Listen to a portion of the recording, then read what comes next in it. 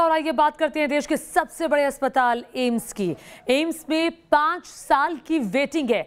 मतलब अगर आपको इलाज कराना है तो आपको सेटिंग करनी होगी या फिर 5 साल का इंतजार करना होगा।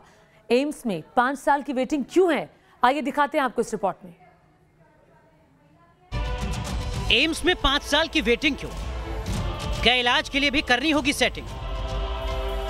एम्स की वेटिंग लिस्ट को समझने के लिए डॉक्टर की इस प्रिस्क्रिप्शन पर गौर करते हैं। मरीज का इलाज चल रहा है, 1,20,000 डिपॉजिट करने का जिक्र किया गया है, लेकिन असली बात जो परेशान कर रही है वो नीचे लिखी गई है।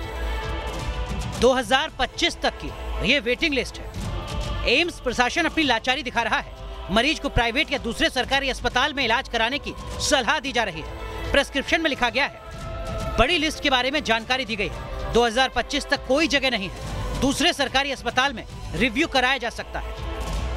देश का सबसे बड़ा संस्थान है एम्स।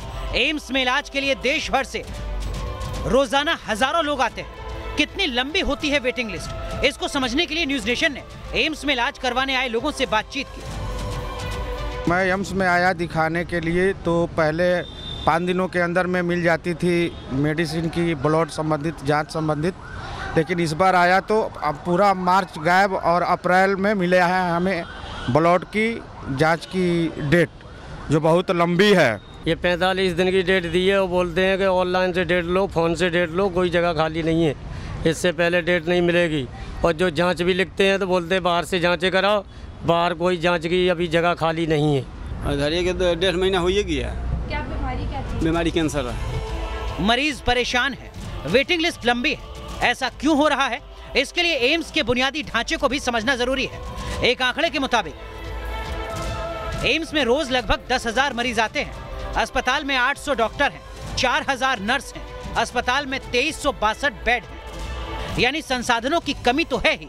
एम्स प्रशासन की तरफ से तय नियम के मुताबिक ओपीडी के इलाज के लिए अधिकतम 1 महीने की वेटिंग दी जाती है। इसके बाद का अपॉइंटमेंट नहीं दिया जाता, लेकिन ऐसा हो नहीं रहा। जो हालात हैं उससे लगता है कि 1 महीने की वेटिंग लिस्ट मामूली नजर आती है।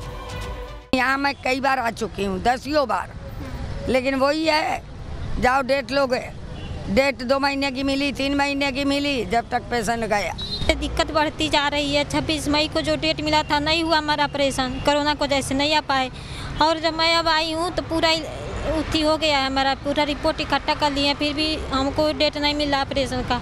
अब दिक्कत बढ़ती जा रही है। लगभग 15 रोज हो गए हैं।